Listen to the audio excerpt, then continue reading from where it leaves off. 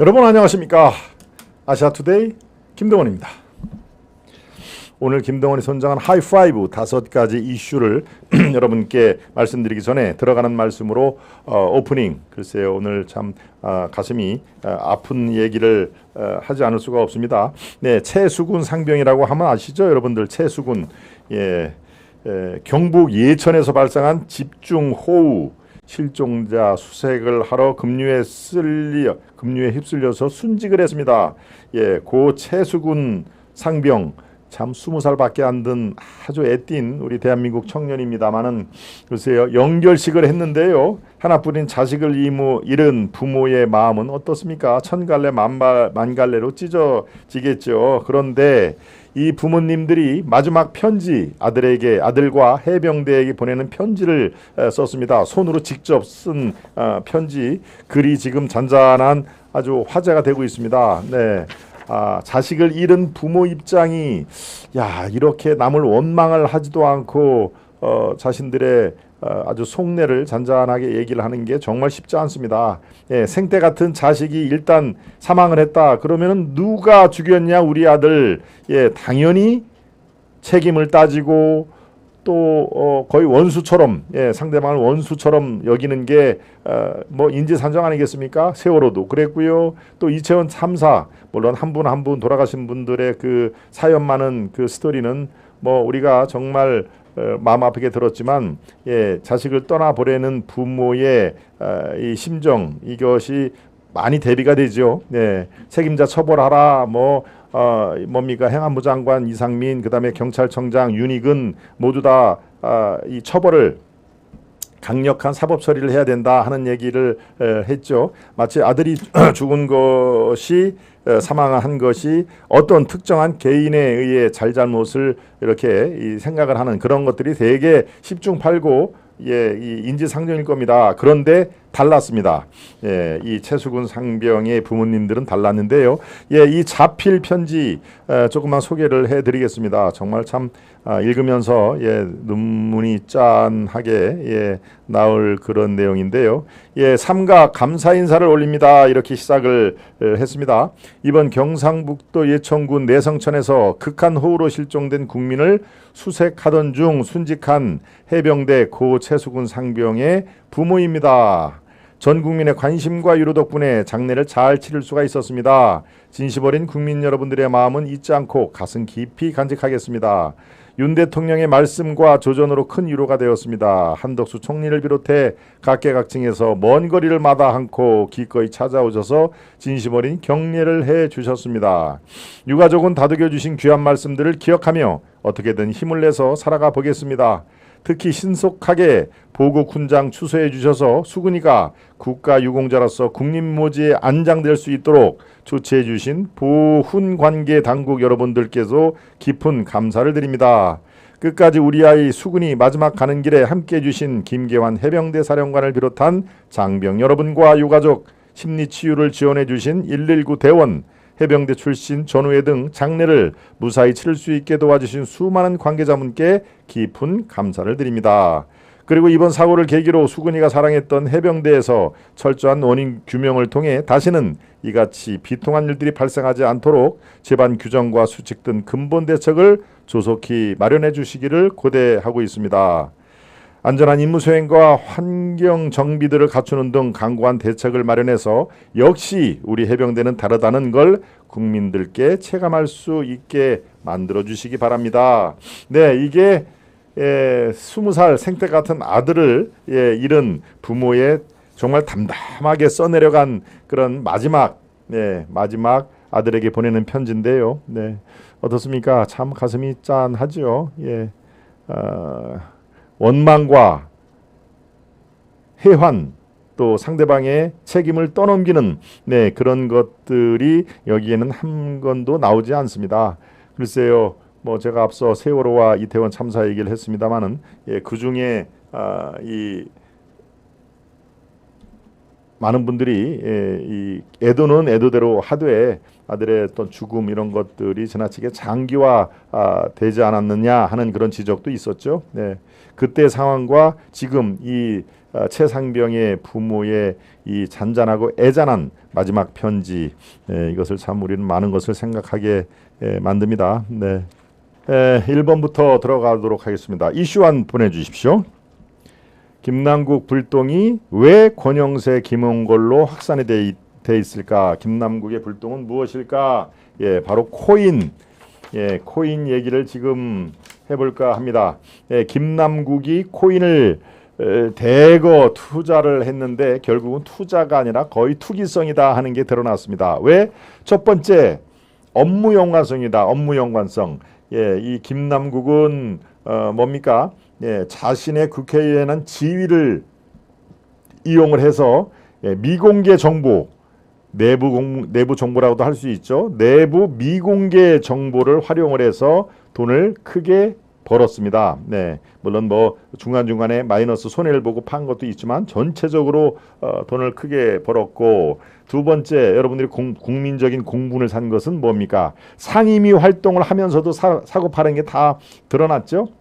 그 시간대, 상임위 열린 시간대에 사고 파는 그런 게 다 증명이 됐고, 또 화면에도 잡혔습니다. 뭔가 법사위를 하는데 막 혼자 핸드폰 갖고 막 이렇게 하는 게 있죠. 자기 발언 시간도 한참 지났고, 또는 뭐 또 발언 기회가 올라오면 시간이 남으니까 막 그냥 이렇게 상임위 할 때도 코인을 사고 팔 정도로 완전히 거기에 중독된 그런 상황이 있던 상황이죠. 그러니까 국민적인 우리 정서상으로는 얘는 공적인 업무를 맡을 자격이 없구나, 국회의원을 할 만한 애가 아니었구나라고 우리가 다들 느끼지 않습니까? 그런데 그래서 윤리특위가 이 국회의원들 전체에게 자진 신고를 하라고 얘기를 했지 않습니까? 자진 신고를 받겠다라고 했는데, 자진 신고에 11사람이 가상자산, 즉 코인에 투자를 했거나 또는 지금 보유하고 있다라고 11명이 자진 신고를 했습니다. 네.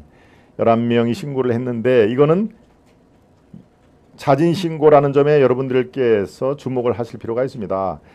주식 투자를 한 사람 손 들어보세요 라고 하면 자진적으로 손을 들지만, 주식 투자를 하고도 손 안 드는 사람들이 훨씬 많습니다. 이거는 뭐 이 투자 또는 투기로 오인될 수 있는 그런 상황이기 때문에 손을 안 드는 사람이 더 많을 수밖에 없죠. 바로 그렇습니다. 지금도 윤리특위에서 문제가 되니까, 김남국이 이른바 김남국 스캔들로 전국적으로 이게 화제가 되니까 의원들한테 가상코인 투자를 했거나 지금 갖고 있는 사람 자진 신고를 하라라고 약 한 달 전에 얘기를 했죠. 그런데 달랑 11명만이 투자를 했거나 지금 보유하고 있다라고 얘기를 한 겁니다. 국회의원 정수가 299명이죠. 300명 중에서 한 사람 제명을 당했으니까요. 이상직이죠. 이상직, 이스타항공에 299명 중에서 11명만 자진 신고를 했는데, 정말 그럴까요? 11명 정도만 코인을 투자했을까요? 저는 동그라미가 하나 더 들어가야 이게 어느 정도 합리성이 있다라고 합니다. 최소한도 100명 이상의 국회의원들이 가상 투자를 했거나 아니면은 지금 갖고 있거나 둘 중에 하나가 될 것이다. 이 11명 중에 바로 권영세가 들어있고 김홍걸은 뭡니까? 대통령 아들 아닙니까? 김대중의 아들이죠. 근데 이분들이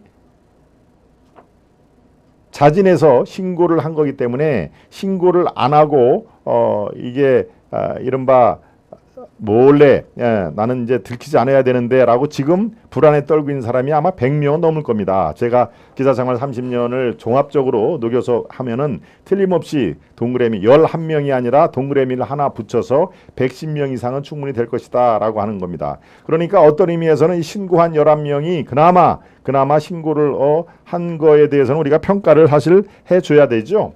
신고를 안 하고도 지금 노심초사 이거 들키면 어떡하나 하는 사람들이 100여 명은 될 거라는 얘기입니다. 그런데 이 중에서 뭐 명단을 제가 한번 보겠습니다. 그 표를 여러분께 보내주시면 좋겠네요. 권영세, 김홍걸, 이양수, 김정재, 유경준, 이종성, 김상희, 전용기, 조정훈, 황보승이 이렇게 자진적으로 내가 코인에 투자를 했다 또는 지금도 갖고 있다라고 하는 사람이 요 11명입니다. 네. 권영세는 당연히 국민의힘, 김홍걸은 민주당, 이양수 국민의힘, 김정재, 유정도, 이종성 다 국민의힘이죠. 예, 민주당은 김상희, 전용기, 시대전환의 조정훈, 예, 얼마 전까지 국민의힘에다가 탈당을 한 황보승이 예, 이렇게 돼 있는데요. 글쎄요, 지금 다른 사람들보다도 권영세, 김홍걸이 더 주목을 받는 이유는 투자 횟수가 상당히 많았다 하는 얘기입니다. 그냥 한번 공부 삼아 몇 사람들은 야, 하도 코인이 하니까 코인이 어떻게 거래가 되는지 공부 삼아 100만 원 투자를 했습니다 라고 금방 팔았죠. 손해보고 팔았습니다 라고 하는 그런 사람들이 많은데 예, 손해보고 팔았다 하더라도 그게 면죄부가 될 수는 없지요. 예, 손해보고 팔았다. 정말 대부분 다 손해보고 팔았다 그러는데 우리 대한민국 수준이 그렇습니다. 이 제대로 투자를 할 사람도 많지가 않고 거기에 정통한 사람도 별로 많지가 않죠. 예, 그리고 또 한 가지는 대한민국 국회의원들은 돈이 많다 하는 그런 내용도 여기 들어가 있을 겁니다. 국회의원들이 돈이 많으니까 이 코인에 투자를 할 거 아닙니까? 코인, 예, 경제적으로 이렇게 여유가 없으면 코인 투자 아무리 공부가 이 코인에 대해서 공부하고 싶어도 그게 가당치나 하겠습니까? 네.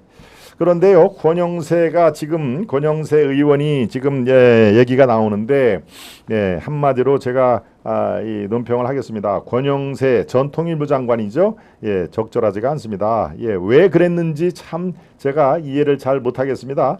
예, 통일부 장관은 들어가기 전까지만 하고 워낙 그 중요한 통일부 장관 때는 다 팔고 손해되지 않았다. 이렇게 해야 정상적인 거 아니겠습니까? 아니 통일부 장관으로 재직할 때도 이 코인을 사고 팔고 했더군요. 그런데 그 횟수가요. 권영세가 400회가 됩니다. 400회. 김홍걸은 100회 이상 넘게 거래를 했다. 그러니까 제가 아까 명단 11명 말씀을 드렸지만 한두 명은 뭐 100만 원 정도 사서 코인이 어떻게 거래가 이루어지는지 알아야 국회에서 좋은 입법을 하지 않느냐라는 차원에서 얘기한 거는 일견 이해할 구석은 있어도 400회 이상이 거래가 됐다. 그리고 누적 구매액이 10억 원 이상이 됐다. 네, 이렇게 되면은 글쎄요, 이게 그 바쁜 통일부 장관을 하면서 왜 이 경제적으로도 든든하신 분이 왜 코인을 저렇게 열심히 거래를 했을까? 이 돈을 진짜 벌기 위해서 투기적인 자세를 갖고 있는 거 아닌가 하는 합리적인 의심을 할 수밖에 없죠.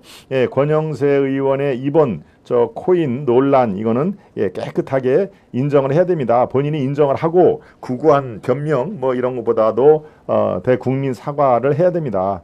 예, 공직자로서 잘못한 거 아닙니까? 통일부 장관으로서 더더군다나 이 북한과의 관계가 그렇게 얼어붙고 경색되어 있는데 세상에 통일부 장관으로 취임한 이후에도 코인 거래를 더 간이 하고 앉아 있고 하는 그런 게 글쎄요, 참 권영세를 참 그래도 그나마 괜찮은 의원으로 봤더니 그게 아닌가배 하는 분들이 다 생겨나지 않겠습니까? 권영세 하면 또 뭡니까? 강남, 서초, 송파 빼놓고 유일하게 당선된 사람 아닙니까? 지난 총선에서. 실제가 그렇습니다.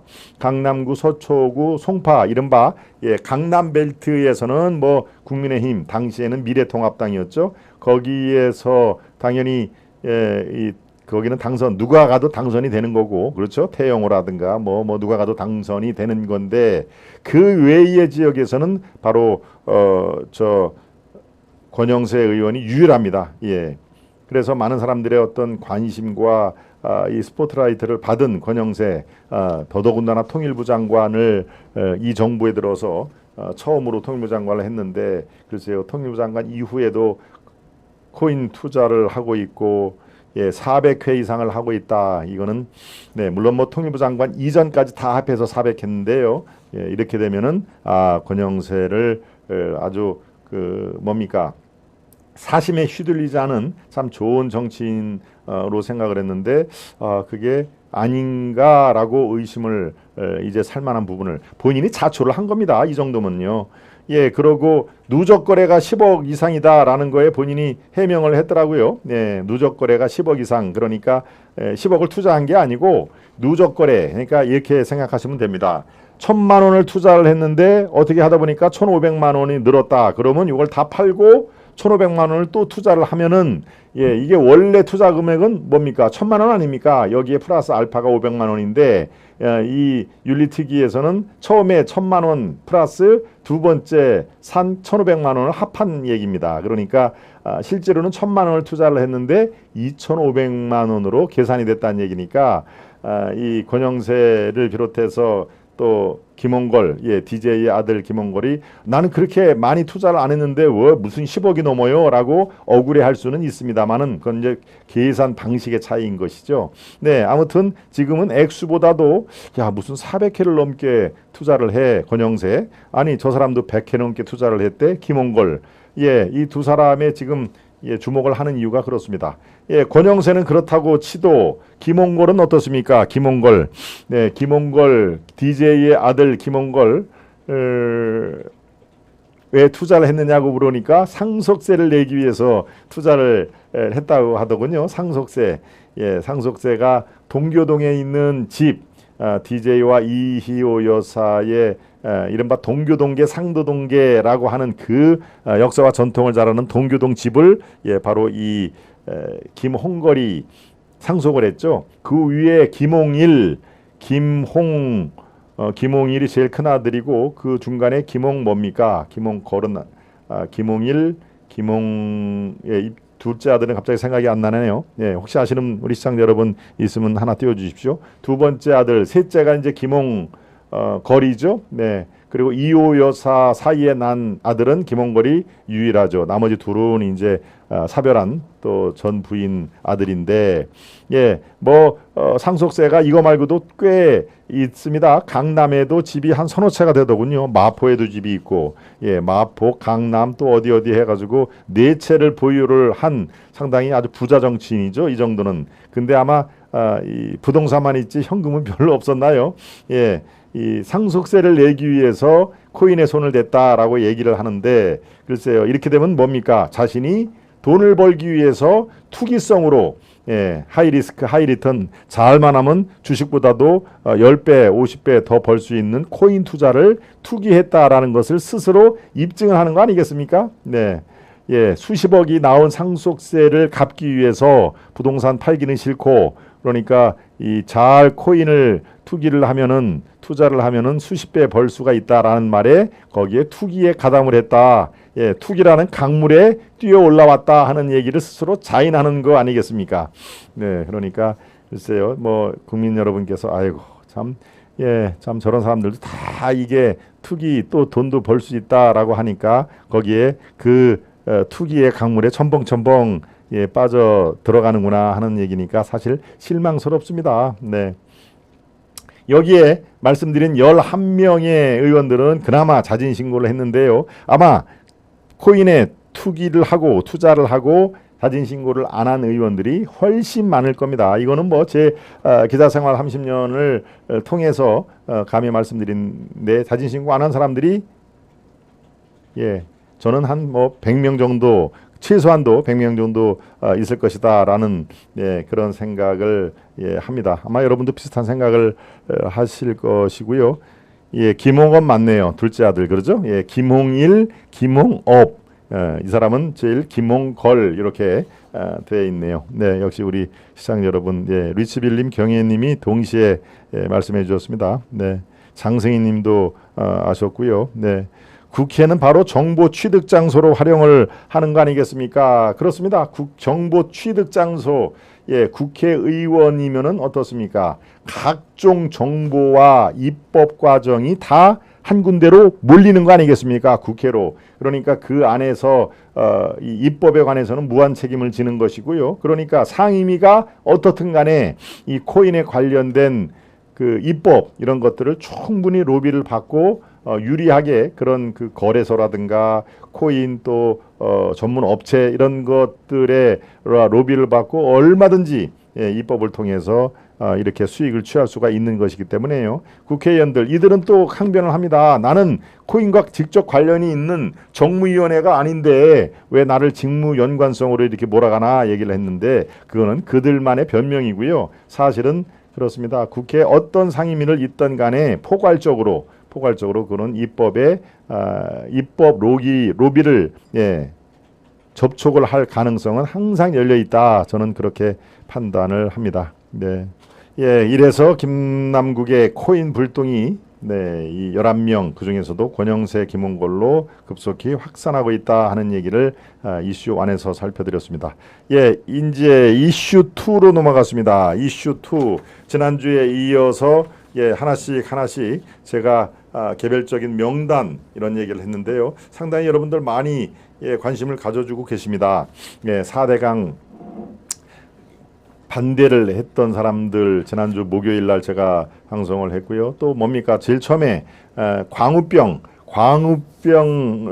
선전한 연예인 명단 이거는 뭐 거의 지금 글쎄요. 제가 최근에 어제 오늘은 살펴보지 못했습니다만 80만 명이 훨씬 넘는 분이 그 영상을 봤죠. 제가 올린 영상을 80만 명이 훨씬 넘었다. 글쎄요. 저렇게 되면 이제 90만 명, 100명까지도 여러분들이 보실 텐데요. 네, 그렇습니다. 이 광우병 사태에 아무것도 모르면서 시키는 대로 했다라는 주장도 정말 그 사람들도 다 중학교, 고등학교, 대학 나온 사람일 텐데 누가 시켜서 그런 걸 합니까? 뇌송송 구멍 타악을 실제로 저거 미국산 고기 먹으면 뇌가 뻥뻥뻥뻥 뚫린데 그거를 앞에서 선전선동하고 있으니 참 얼마나 기가 막힙니다.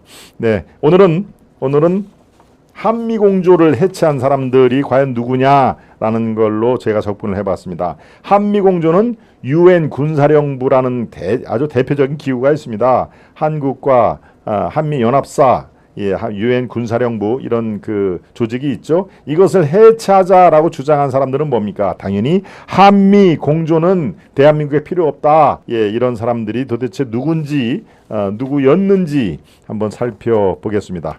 네, 일단 UN 군사령부 해체 주장한 인사 27명이 있는데요. 여러분들 중에서도 아마 들어본 사람도 있고 그렇지 않은 사람들도 있는데요. 이 중에 이 명단 제가 지금 갖고 있는 이게 명단입니다. 네, 이 명단 중에 가장 먼저 눈에 띄는 가장 위에 올라간 사람이 또 송트남이군요. 송트남.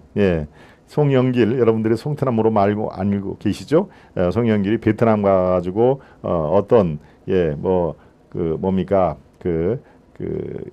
글쎄요, 뭐 성상납이라고 그러나요? 뭐 하여튼 그런 거를 성매매군요. 성매매. 밑에서 올라가는 게 성상납이라면 하여튼 베트남 현지에서 그런 게 있다. 물론 이게 유죄 판결은 나지 않았습니다. 결정적인 증거가 없다라고 해서 그때부터 이제 붙여진 별명이 송트남이죠. 그러니까 여기에 제일 위에 바로 송영길 전 더불어민주당 대표가 당당하게 제일 윗자락에 있고요. 그리고 사단법인 평화통일시민연대 상임공동대표 이장희, 또 코리아 국제평화포럼 공동대표 류경완, 또 코리아 국제평화포럼 사무국장의 권오혁 이런 사람들이 바로 UN 군사령부를 해체해야 된다. 즉 한미동맹을 와해시켜야 된다 하는 것을 당시에 주장을 했던 사람입니다. 또 평화어머니의 상임대표인 고은광순, 이름이 4글자인데요. 고은광순, 아마 아버지가 고씨고 어머니가 은씨인 모양입니다. 고은광순. 가끔씩 뭐 여기저기에서 이름이 비추는 그런 이름이라 저도 여러 번 들어봤습니다. 또 작가 이시우, 뉴욕에 있는 존 킴 변호사, 이 사람은 이제 아마 미국에서 활동하는 변호사인데 한국 변호사, 한국의 뭐 사법고시 뭐 이런 거는 아마 안 보고 그냥 미국에는 뭐 51개 주마다 변호사 시험이 따로 있으니까요. 또 정연진 액션 코리아 한국 공동대표, 이기묘 액션 코리아 한국 공동대표, 정연진과 이기묘가 유엔군 사령부 해체를 주장한 그 명단에 올라와 있습니다. 또 코리아 국제평화포럼 리미일 이사, 또 같은 코리아 국제평화포럼 박영태 이사 이런 사람들도 명단에 올라와 있고요. 또 민변이네요. 민주사회를 위한 변호사 모임의 미군 문제 연구위원장인 김종귀 변호사, 김종귀 여러분 이름을 기억을 해봐 두시길 바랍니다. 경남대학교 명예교수인 조영건, 또 민족문제연구소장인 임헌영, 네 가끔씩 뭐 이런 그 이념 문제 할 때 나오는 사람이죠. 원광대학교 이재봉 교수입니다. 다른 백년 이사장의 이래경, 여러분 기억나시죠? 이래경, 예 누굽니까? 아마 시사에 밝으신 분들은 아마 아실 겁니다. 예, 지금은 혁신위원장이 김은경이죠. 김은경 외대 교수 김은경인데 그 사람 바로 직전에 이래경을 예, 혁신위원장으로 임명을 했는데 어떻습니까? 불과 몇 시간 만에 임명 철회를 했죠. 왜? 예, 이 사람의 지금까지 한 언행을 보니까 완전히 예, 아주 좌파 이런 선동 그 전력이 있고 또 이재명 말이 유일한 대안이다라고 이재명 구하기에 앞장선 사람이기 때문에 여러 곳에서 집중적인 포화를 맞고 네, 이 혁신위원장을 임명 철회를 한 예, 당에 임명을 한 사람이 임명 철회를 한 것이죠. 네, 다른 백년 이사장입니다. 네, 이래경 또 평화연방시민회의 대표 여인철, 평화이음 대표 박현철, 또 평화통일시민행동 대표 이진호, 평화통일기도회 김윤, 예, 변호사 박진석, 예, 지금 이제 법조계에 심재환, 허진선, 권정호, 남성욱, 박삼성, 오민혜 이 사람이 다 변호사인데요. 예, 민주사회를 위한 변호사 모임 즉 민변의 미군문제연구위원회 소속된 변호사 7명이 이름을 올렸습니다. 네, 여기에 이렇게 예, 개인이 27명이고요. 또 단체도 있습니다. 단체 한미 공조를 해체를 주장한 단체를 지금부터 여러분과 살펴보겠습니다. 여기에도 마찬가지로 여러분들이 익숙한 또 단체들이 나옵니다. 첫 번째 그 말 많고 탈 많은 민노총. 민노총은 뭐 안 끼는 데가 없죠. 예, 민노총도 유엔군 사령부 해체를 주장한 단체 36개 단체의 제일 위에 올라와 있습니다. 예, 평화연방시민회의, 또 AOK 한국, 국민주권연대, 민주노동자 전국회의, 4월 혁명회, 또 전농이라고 하죠. 전농, 전국 농민의 총연맹, 전농도 여기에 들어가 있고요. 전국 민주화운동 유가족 협의회, 전국 여성농민회 총연합, 전국 여성연대, 조국통일 범민족연합 남측본부, 진보대학생 네트워크, 통일광장, 양심수호 후원회, 한국진보연대, 우리민족 연방제 통일추진회의, 예, 양심수 후원회입니다. 양심수 후원회, 예, 그 단체 이름이요. 전국 빈민연합, 빈민해방실천연대, 민주화실천 가족운동협의회, 민가협이라고 하죠. 약칭, 예, 민가협, 예, 민노총, 평화통일시민연대, 평화재향군인회, 유라시아 평화의 길, 장주나 부활시민연대, 단체 이름이 장주와 부활시민연대입니다. 정의연대, 우리누리 평화운동, 무궁화클럽도 여기 들어가 있습니다. 흥사단 고향파주지부, 요거는 전체 흥사단이 한미동맹 해체를 주장한 건 아니고요. 요 지부, 각 지역별로 지부가 있는데 흥사단의 고향파주지부가 한미동맹 해체, 즉 유엔 군사령부 해체를 주장한 단체로 여기 파악이 됐습니다. 평화어머니회, 또 6.15 미국위원회, 미주양심수 후원회, 민중당 뉴욕연대, 조국통일 범민족연합 재미본부, 재미동프 전국연합, 전쟁 너머 세계, 예, 이런 단체들이 한미동맹을 해체하는 게 시급하다라고 주장을 했던 사람입니다. 즉 한미동맹을 해체하기 위해서 유엔 군사령부 해체를 주장을 한 사람들의 명단, 또 단체를 제가 여러분들과 함께 살펴봤습니다. 네, 좋습니다. 세 번째 이슈로 가기 전에 만평을 살펴보겠습니다. 만평입니다. 얘를 어쩌면 좋니? 라는 제목이네요. 얘를 어쩌면 좋니? 왜 나만 갖고 그래요? 국회 윤리자문위 제명을 권고했다. 김남국 민주당이 개혁의 깃발을 들었는데 김남국은 왜 나만 갖고 그래요? 라고 지금 때를 쓰죠. 다른 사람도 있는데 왜 나만 갖고 그래요? 국회 자문위가 제명을 권고했다 하는 얘기입니다. 예, 김남국에 이어서 저렇게 오늘 또 코인 파문이 확산이 되는 상황이니까요. 네. 김남국은 지금 현재 국회의원은 국회의원이죠. 무소속의 탈당을 했으니까 무소속의 국회의원입니다만은 글쎄요. 내년 총선에 출마 지금 현실적으로 사실상 불가능합니다라고 제가 말씀을 드릴 수 있습니다. 그러니까 얘를 어쩌면 좋니? 김남국을 희생양을 만들어 아니면 더 크게 뭔가 목적을 위해서 남겨도 하는 그런 그 표정이죠. 네, 두 번째 만평까지 보겠습니다. 너그 아버지 뭐 하시노? 영화 대목이죠. 영화 이게 대사입니다. 대사. 그런데 너그 선생님 뭐 하시노로 바꿨군요. 예. 애가 울고 왔는데 도대체 선생은 뭐 하는? 이라고 보니까 벌써 선생을 둘러싸고 여러 사람들이 이미 와서 악성 민원을 넣었다. 예, 학교와 학성에 관련된 악성 민원이니까요. 바로 저 악성 민원과 그 선생을 향한 집요한 공격으로 선생님이 극단적인 선택을 했다 하는 게 지금 파문이 확장되고 있는 것이죠.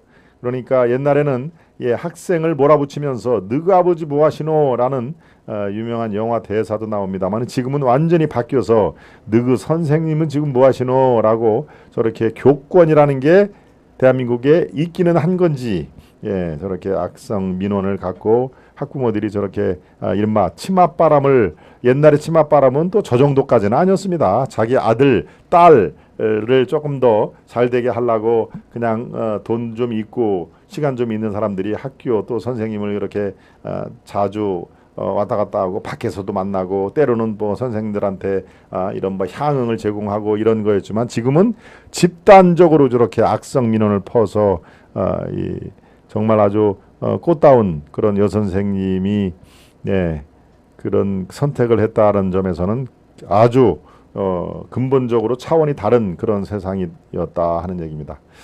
예, 그 선생님 뭐 하시노? 참 아픈 대목입니다. 네. 예, 만평까지 살펴봤습니다. 오늘 만평 지금 현재의 이른바 코인 김남국 그 스캔들과 이 교권 추락 그 얘기를 짚은 만평을 살펴봤습니다. 예, 세 번째 이슈로 들어가겠습니다. 세 번째 이슈는 뭡니까? 친 이재명 플러스 혁신위가 비명계 공천을 탈락한 그런 움직임이 현실화되고 있다 하는 얘기입니다. 예, 우리가 충분히 예상이 됐죠.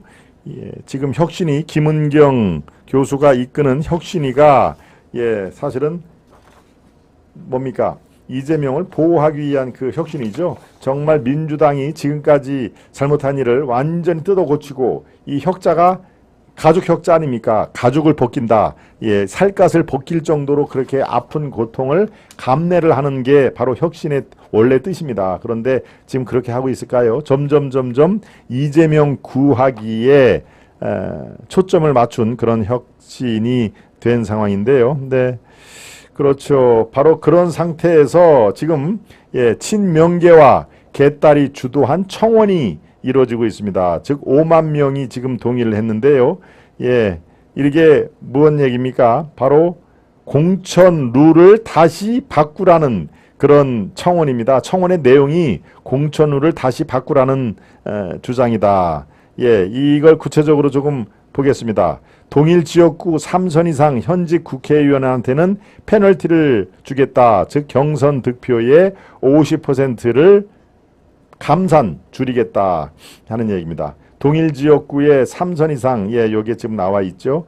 요걸 보면서 설명드리는 게 더 낫겠네요. 첫 번째입니다. 후보자가 2사람 이상인 지역구 경선을 의무화하고 있다. 후보자가 2사람 이상인 지역구 경선을 하라라는 게 의무화가 되고 있다. 이거는 뭐 여러 사람이 있으니까 당연히 전략공천이 아니라 경선을 하는 게 원칙이다라는 얘기죠. 두 번째입니다. 동일 지역구 3선 이상 현직 의원이면 경선 득표를 절반으로 깎겠다. 즉 무슨 얘기냐면 3선 이상, 3선까지만 허용하겠다. 4선, 5선, 6선은 젊은 층들을 위해서 비켜라 하는 얘기하고 똑같습니다.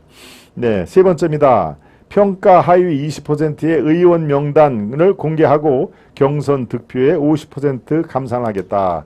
그러니까 의원 평가 현역 의원 평가를 해서 밑에 있는 20% 의원 명단을 공개를 하고 만약에 경선을 할 경우에는 50%를 깎겠다 하는 얘기입니다.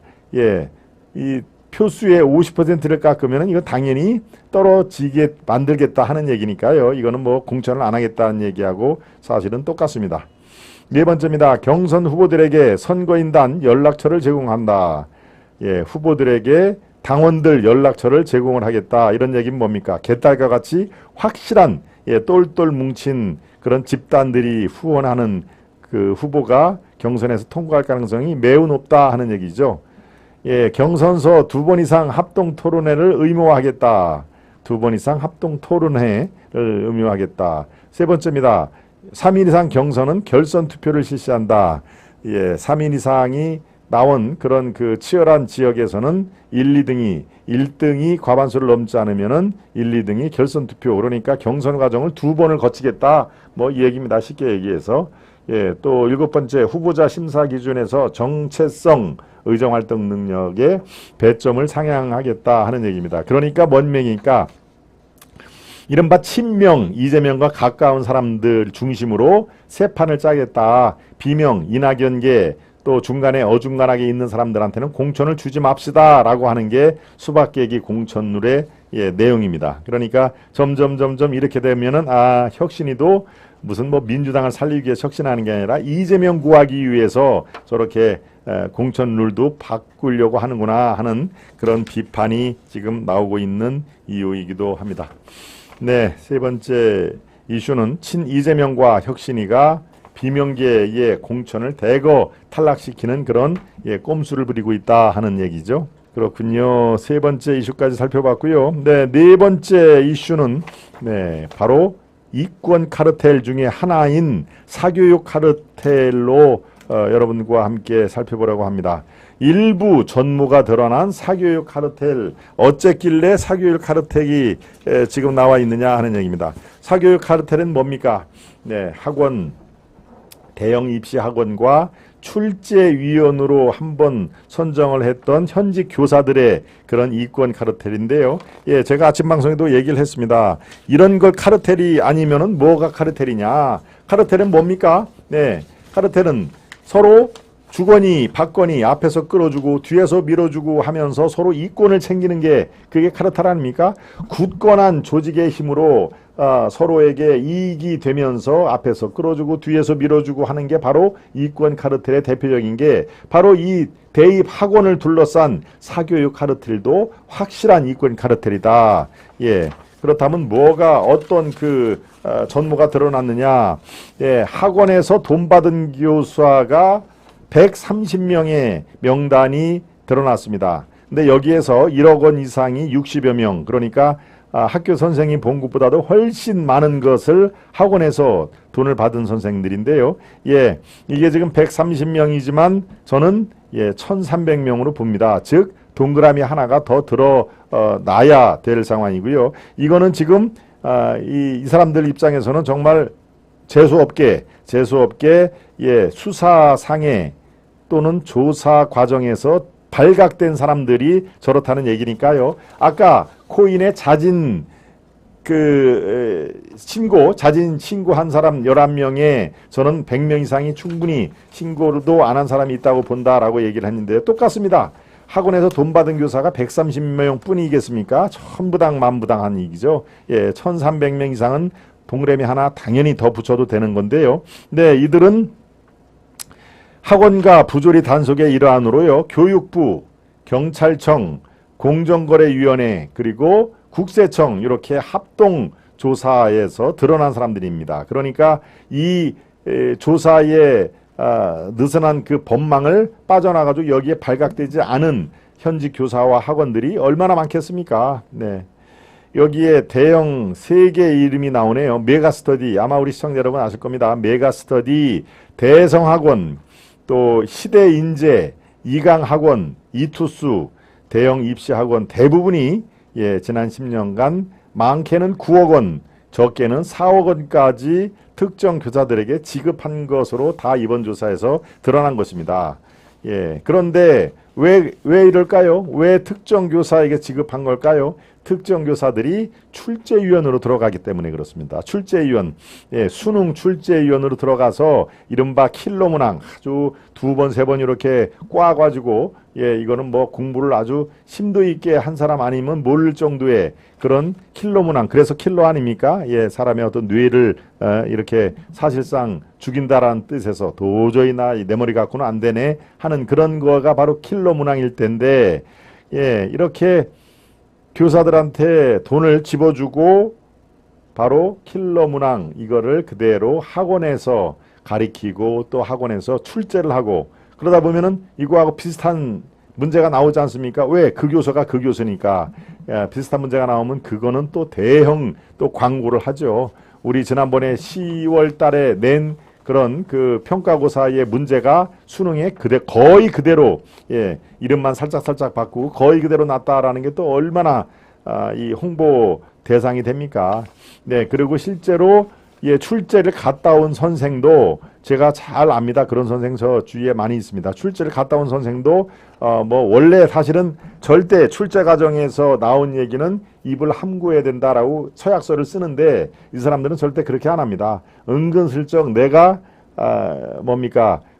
뭐 몇 년도에 한 5년 전에 수능에 국어 출제를 해서 어떤 문제 킬러 문제 그거 다 내가 낸 거다라는 얘기를 은연중에 다 떠들고 다니죠. 그러니까 그게 그래 저 선생이 한 4년 전에 그 킬러 문항 낸 사람이래라고 하면은 학생들 사이에서는 기가 막히게 이제 다 알 거 아닙니까? 그러면 그 학원들이 찾아와 가지고 돈을 주고 우리의 좀 그런 비슷한 문제 또 한번 내주세요라고 하는 그런 이권 카르텔이 지금 일부가 전모를 드러냈다 하는 얘기입니다. 여기에 표를 보면요 기가 막힙니다. 수능 출제 평가원 일을 맡았던 현직 중학교, 고등학교 교사들이 대입 학원에서 4억에서 많게는 9억까지 받았다. 정말 참, 이 표를 보면요. 입시학원이 교사들에게 거액 지급한 주요 사례를 보면요. 바로 여기에 있습니다. 사회 담당 메가스터디 학원에서 액수가 9억 3천만 원. 물론 10년간 합산입니다. 그러니까 10년간 합산을 해도 9억 3천만 원이면은 1년에 대략 9,300만 원, 1년에 한 1억씩 정도 학원에서 돈을 받았다는 얘기죠. 그러니까 고등학교 선생은 완전히 부업이고 이게 오히려 주된 그런 자기 직업이 아니겠습니까? 경기도 진학상담 담당이 이투스 교육 등에서 5억 9천만 원, 서울의 국어교사가 대성학원 등에서 4억 6천만 원, 경기도의 사회 담당 선생이 이강에듀에서 3억 6천만 원, 또 경기도의 수학 담당이 대성학원에서 3억 3천만 원, 서울의 사회 담당 교사가 시대인재 등에서 3억 2천만 원. 그러니까 바로 학원의 킬러 문제, 정말 비비꼬아서 쉽게 못 푸는 문제를 출제했다라는 선생님을 찾아서 학원에서 돈을 주고 이와 같은 유사 문제를 출제를 좀 해주세요. 그러다가 또 그 해에 비슷한 문제가 나오면 학원에서 대대적으로 홍보거리가 있는 것이죠. 원래 사립교사도 사실은 영리 업무가 금지가 됩니다. 공립교사는 뭐 당연하고요. 사립교사들도 국어, 뭐 수학, 영어 모든 과목 선생들이 영리 업무를 금지하도록 되어 있습니다. 공무원 교육법에 그게 나왔습니다. 교육공무원법에 그런 게 나오는데요. 그러니까 그런 영리 업무는 금지가 됐어도 이거 하려면 다 학교의 교장의 승인을 받고 그래야 되는 거는요. 그런 거 전혀 없이 살짝 영리 업무에 해서 참 9억 정도 돈을 벌으면 뭐 정말 아주 교사가 아니라 그거는 뭡니까? 거의 준재벌이나 다름없죠. 그렇습니다. 참 이런 그 카르텔이 이게 카르텔이 아니고 뭡니까?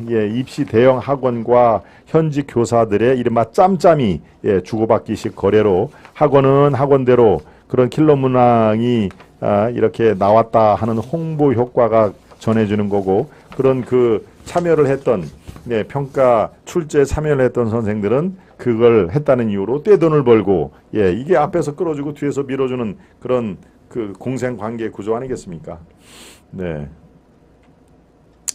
좋습니다. 전무가 드러난 사교육 카르텔에 대해서 여러분과 함께 살펴봤습니다. 좋습니다. 예, 다섯 번째 이슈로 들어가겠습니다. 다섯 번째 이슈는 뭔가요? 7년간 양평고속도로 모두를 공개를 하겠다.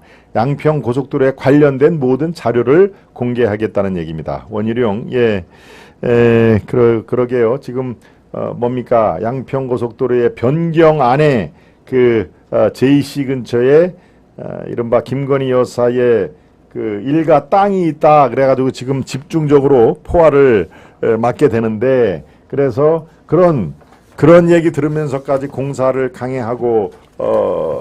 강행하면 오히려 더 혼란이 된다. 그래서 백지화 상태를 얘기를 했는데요. 네, 많은 또 이러쿵저러쿵 얘기가 있으니까 7년간의 고속도로 관련 자료, 정부가 갖고 있는 자료를 모두 공개하겠다, 그렇게 얘기를 했습니다. 네, 이 얘기는 어떤 뜻에서 공개를 할까요? 그만큼 자신이 있다는 얘기다 하는 얘기입니다. 그리고 어차피 이 정권 들어서 1년 지금 한 5개월 됐습니다. 윤석열 정부. 7년 윤석열 정부 이전에 주로 문재인 정권에서도 이런 문제가 다루어졌다. 그리고 원래 원안이 문제가 있어서 대안이 계속 검토가 되고 있었다라고 하는 그런 자신감이 있기 때문에 공개를 한 것이죠. 여기는 물론 사람 이름이 들어가고 어떤 신상에 관련된 신상이 노출되고 하는 그런 거는 다 가렸다고 그래요. 그러니까 그런 걸 빼고 다 공개를 했다고 하는데요. 글쎄요. 지금 이 공개를 해서 이 사태가 진정이 될지 저는 그렇게 생각을 안 합니다.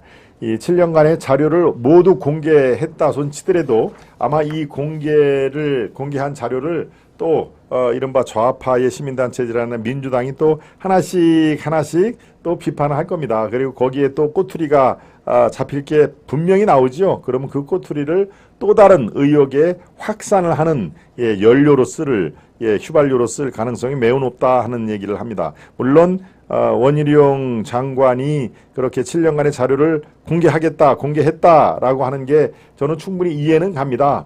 네, 참 억울하고, 그리고 이거는 김건희 여사 일가의 땅과 하고는 직접적으로 관련이 없다는 것을 증명할 자신이 있기 때문에 억울함과 하나, 자신감이 하나, 두 가지가 있기 때문에 이렇게 공개를 하겠다라는 것은 제가 충분히 이해가 됩니다만은, 글쎄요, 이 민주당과 아니면 좌파 시민단체들이 그렇구나, 자신이 있으니까 공개를 하겠지.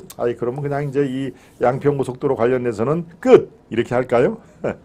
천부당 만부당 아니죠. 이제 하나씩 하고 또 꼬투리를 잡을 겁니다. 꼬투리를 잡으면은요, 이 사태가 쉽게 진정이 안 됩니다. 아마 글쎄요, 26일 날 국토교통위원회 국회에서 상임위가 열리는데 그때도 무슨 결론이 나겠습니까?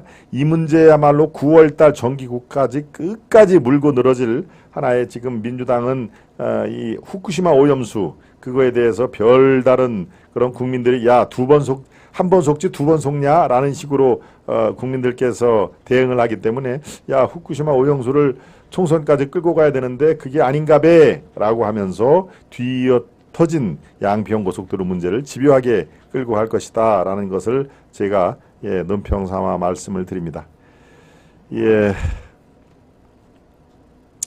조폭님, 동백꽃님, 최재영님, 몸관리 잘하세요. 푹푹 찌는 날입니다. 7개 7년간의 자료 모두 공개를 한 국토교통부 원희룡 장관 얘기인데요. 글쎄요, 여기서 이 사태가 좀 진정이 되면은 뭐 여러 가지로 사실 국력 낭비 이런 것들을 생각하면은 좋죠. 그렇지만 제가 이런 경우를 한두 번 본 것도 아니고 이 사태 계속적으로 파악해서 아마 9월 정기국회까지 이들은 끌고 갈 것이다 라는 그런 것을 제가 말씀을 아니 드릴 수가 없습니다. 또 한 번 더 얘기를 해야 되겠네요. 조국, 태도 바꾼 조국. 어제 내 불찰과 잘못을 지금 반성하고 있다, 자성하고 있다라고 얘기를 해서 조국이 일주일 전에는 자기는 아무 잘못이 없다라고 이 부인과 자기 부인과 애 탓으로 돌렸는데, 글쎄요, 저는 그렇게 생각합니다. 이 조국만 하더라도 본인 혼자 판단을 하지 않고요. 아마 자문하는 사람들이 있을 겁니다. 자문 그룹들이 있었고, 왜? 이 불명예를 씻기 위해서 총선에 출마를 한다는 거 아니겠습니까? 저는 뭐 조국의 출마는 상당히 이제 고정 변수처럼 고정적으로 출마 쪽으로 향해서 쭉 갈 것이다 라고 제가 생각을 하는데, 그렇다면은 출마를 위해서 당선을 위해서 어떻게 해야 되느냐, 이거는 이제 자문단하고 계속 얘기를 할 것입니다. 그런데 지난주에 뭐라고 그랬습니까? 생업에 바빠서 딸의 그렇게 입시 자료를 손을 댄 거는 나는 전혀 몰랐다라고 딱 발을 빼지 않았습니까? 예. 만약에 조국 말이 맞다면은 그 얘기는 뭡니까? 나는 쏙 빠지고 알지도 못하고 내 와이프 정경심이 다 알아서 했다. 애하고 둘이 한 것이다. 라고 자기는 살 길 찾아가고 이 와이프와 누굽니까? 자기 딸을 이제 또 구석에 코너에 집어넣는 결과 아니겠습니까? 그런데 여기서 오늘 방송에 제가 이제 그 얘기를 했습니까? 생업에 바빠서 나는 그런 거를 알 상황이 아니었다라고 얘기를 했는데요. 글쎄요, 대한민국의 서울 법전원 교수, 또 뭡니까? 정무수석, 법무부 장관, 이런 고위직에 있던 사람이 대한민국의 이른바 장삼이사, 우리 같이 평범한 사람들의 그런 일상보다도 훨씬 더 바쁠까요? 훨씬 더 스트레스가 많을까요? 그래서 제가 아까 말씀을 드린 겁니다. 저만 해도 조국 당신보다 훨씬 더 많은 스트레스와 훨씬 더 많은 시간과 싸우고 있다. 바쁘기로 말하면은 훨씬 더 바쁘다 당신보다. 대부분의 대한민국 가장들이 그렇게 생활을 한다라는 얘기입니다. 예, 아마 웬만한 우리 대한민국 부모들은 아마 그렇게 이런 사건에 대해서는 그렇게 얘기를 할 겁니다. 제 잘못입니다. 자식을 잘못 키운 부모, 애비로서 정말 국민께 죄송합니다. 라고 그 조국 사태 때 그렇게 얘기하지 않았을까요? 애를 잘못 키우는 것도 내 잘못이고, 부모는 자식에 대해서 무한 책임을 지는 겁니다. 네. 그렇게 얘기를 만약에 했다면은 글쎄요, 조국 사태의 불꽃이 그렇게 대한민국을 한 서너 달 그렇게 아주 온통 화염에 휩싸이게 그렇게 했을까요? 네, 저는 그렇게 판단 안 하는데 이제 와서 이런 반성 모드로 가는 겁니다. 아마 지난주에 생업에 바빠서 나는 몰랐다라고 하니까 국민들의 어떤 반응이라든가 이런 게 역풍이 불거든요. 아이고, 정말 참 조국이란 사람도 아니 생업에 바빴다고 애들 입시 비리하는 것도 몰랐다고 하면은 결국은 자기 자식하고 와이프를 저렇게 사지에 모는 건데 참 사람이 어때 저러노 라고 그렇게 얘기를 할 거 아니겠습니까? 많은 국민들이. 그런데 일주일 만에 저렇게 바뀐 이유는 자문단도 그렇고 지난번은 우리가 생각이 짧았다 그렇게 얘기해서는 안 된다라고 바로 어드바이스를 해줬을 겁니다. 예. 그러니까 이제 부모인 나와 부인의 불찰과 잘못이다라고 180도로 딱 이렇게 물론 이거에 지금 조국의 입장 표면은 검찰 쪽에서 지금 조민 당신의 딸과 반성하지 않겠다, 나는 잘못한 거 없다라고 하는 아빠의 견해가 완전히 다른데 아직도 그러냐, 이 재판을 위해서 다시 한번 이 본인의 어떤 역할을 했는지 본인의 잘잘못을 어떻게 생각하는지를 다시 한번 요청을 한 겁니다. 검찰 쪽에서. 그러니까 이제 일주일 전에 어떤 그런 나 몰라라 하는 식의 그런 태도에서 부모인 나와 내 정경심 와이프의 공통적인 불찰이다. 그래요. 잘못된 점 사과드린다라고, 물론 사과이란 그 직접적인 표현을 안 했습니다만은 입장문에서 이렇게 얘기합니다. 저희 자식들은 입시 비리 혐의로 기소되거나 유죄 판별이 난 사안과 연결된 학위와 자격을 모두 포기 또는 반납했으며 관련 소송도 취하했다. 법적, 사회적 무리가 일어난 사안인 만큼 자성하는 차원에서 다 버리고 원점에서 새 출발하겠다고 결정한 것이다. 이렇게 얘기를 한 것입니다. 지난주에 항소심 첫 재판에서는 이렇게 워딩을 했죠. 사회활동을 하는 아버지로서 딸의 일거수일투족을 알기가 어려웠다라고 살짝 빠져나갔는데 일주일 만에 이렇게 180도 바뀐 표현을 쓴 것입니다. 관련돼서 예, 자기 의존원이라든가 이런 거 반납하고 포기하겠다는 조민이 유튜버로 변신을 했죠. 유튜브 방송을 하는데 여기 조국과 조민 글쎄요. 참 뭐 이런 그 빠들 묻지도 않고 조국 지지하는 사람들이 몰려와서 후원금을 쏟아냈는데 2시간 만에 970만 원을 쏟아부었다네요. 2시간 만에 유튜버 그러니까 뭡니까 슈퍼챗이겠죠. 슈퍼챗을 2시간 만에 970만 원을 쏘았다 하는 얘기를 지금 합니다. 그러니까 글쎄요, 이 정도면 뭐 의사보다도 더 벌이가 좋은 거 아닙니까? 의사보다도 유튜버가 낫네. 2시간 만에 970만 원을 벌은 유튜버 조민. 글쎄요, 계속 그렇게 한번 해보세요. 뭐 의사보다도 아마 유튜버가 더 짭짤할 것 같은데, 의사는 뭐 이미 지금 할 수가 없는 상황인 것이죠. 네, 자신의 의전원이 반납이 되면은 그건 뭐 의사 고시를 합격을 했다 하더라도 그 이전께 원인 무효가 되면은 당연히 그 이후에도 박탈이 되는 것이니까요. 네. 파리가 앞발을 싹싹 할 때 때려잡자 조폭님. 이것도 조국이가 하는 얘기입니까? 파리가 이렇게 앞발을 싹싹 할 때 그때 용서를 비는 걸로 착각하면 안 된다. 파리가 싹싹 발 때 때려잡아야 된다 하는 얘기를 조국이 언제 얘기를 했었죠. 네, 절대 그들은 반성하지가 않는 것이다. 그냥 살기 위해서 파리가 두 발을 비비는 거다. 뭐 그런 얘기를 조민 기소 시한 지나면 또 바뀔 겁니다. 우리 세븐님. 예, 저도 그렇게 생각합니다. 조민 슈퍼챗 하루 3,000. 예. 그렇군요. 참 2시간 만에 거의 1,000만 원. 예. 계속 뭐 유튜버로 계속 뭐 하라고 해야 되겠네요. 그렇죠? 네. 좋아요. 구독은 아시아투데이와 김 박사에 대한 사랑과 관심입니다. 우리 경하수 패너님이 좀 이따 나갈 때 그냥 휙 나가지 마시고 좋아요 버튼은 제대로 작동되고 있는지 구독은 켜져 있는지 한번 살펴봐 달라는 그런 말씀입니다. 여러분 그렇게 해 주실 거죠? 네. 그렇군요. 동백꽃님, 경아님, 세븐님, 조폭님, 제유피님, 개코님, 네. 살기 힘든 서민들에게 참 좌절감을 주네요. 조국 딸. 그렇습니다. 네. 저들의 하여튼 의식세계라든가 행동은 건강한 상식을 갖고 있는 우리 일반 시민들과의 그 괴리, 이거는 정말 너무나 큰 이렇게 협곡 같은 게 가로막혀 있어가지고 서로 이 공감하기가 매우 힘들다 하는 것을 저는 절실히 느끼고 있습니다. 네. 오늘 여기까지 하겠습니다. 시청자 여러분 대단히 감사합니다. 편안한 오후 시간 되시기를 바라겠습니다. 안녕히 계십시오.